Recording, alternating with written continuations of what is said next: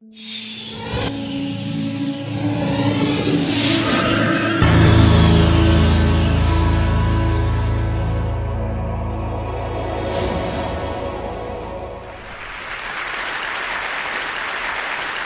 I just want to tell you my story. I spend a lot of time teaching adults how to use visual language and doodling in the workplace.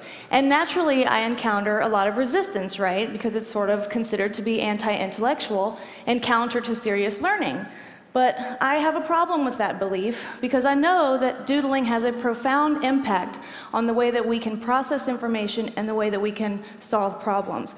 So I was curious about why there was a disconnect between the way that our society perceives doodling and the way that the reality is. So I discovered some very interesting things.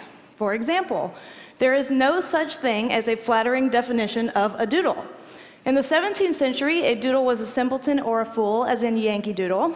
In the 18th century, it became a verb and it meant to swindle or ridicule or to make fun of someone.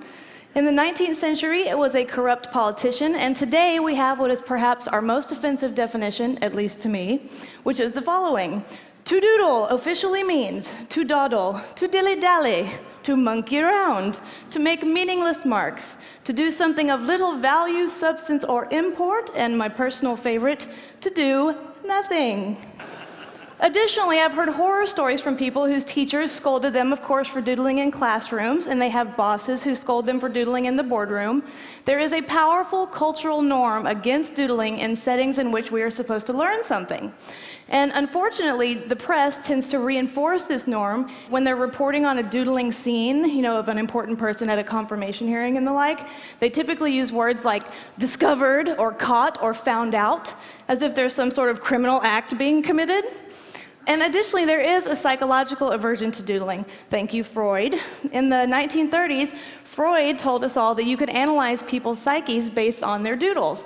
This is not accurate, but it did happen to Tony Blair at the Davos Forum in 2005, when his doodles were, of course, discovered, and he was labeled the following things. Now, it turned out to be Bill Gates' doodle. And Bill, if you're here, nobody thinks you're megalomaniacal. But that does contribute, right, to people not wanting to share their doodles. And here is the real deal. Here's what I believe. I think that our culture is so intensely focused on verbal information that we're almost blinded to the value of doodling. And I'm not comfortable with that. And so because of that belief that I think needs to be burst, I'm here to send us all hurtling back to the truth. And here's the truth. Doodling is an incredibly powerful tool, and it is a tool that we need to remember and to relearn. So here's a new definition for doodling, and I hope there's someone in here from the Oxford English Dictionary because I want to talk to you later. Here's the real definition. Doodling is really to make spontaneous marks to help yourself think. That is why millions of people doodle. Here's another interesting truth about the doodle. People who doodle when they're exposed to verbal information retain more of that information than their non-doodling counterparts. We think doodling is something you do when you lose focus, but in reality, it is a preemptive measure to stop you from losing focus.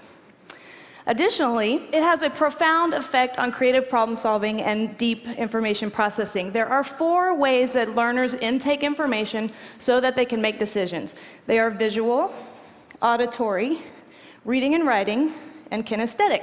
Now, in order for us to really chew on information and do something with it, we have to engage at least 2 of those modalities, or we have to engage 1 of those modalities coupled with an emotional experience.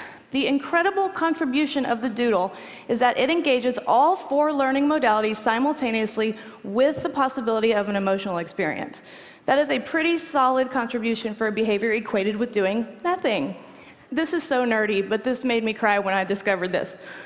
So they did anthropological research into the unfolding of artistic activity in children, and they found that across space and time, all children exhibit the same evolution in visual logic as they grow. In other words, they have a shared and growing complexity in visual language that happens in a predictable order. And I think that is incredible. I think that means doodling is native to us, and we simply are denying ourselves that instinct. And finally, a lot of people aren't privy to this, but the doodle is a precursor to some of our greatest cultural assets.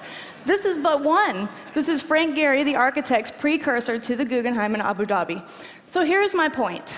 Under no circumstances should doodling be eradicated from a classroom or a boardroom or even the war room.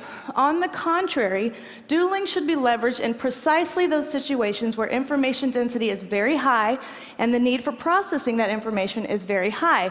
And I will go you one further.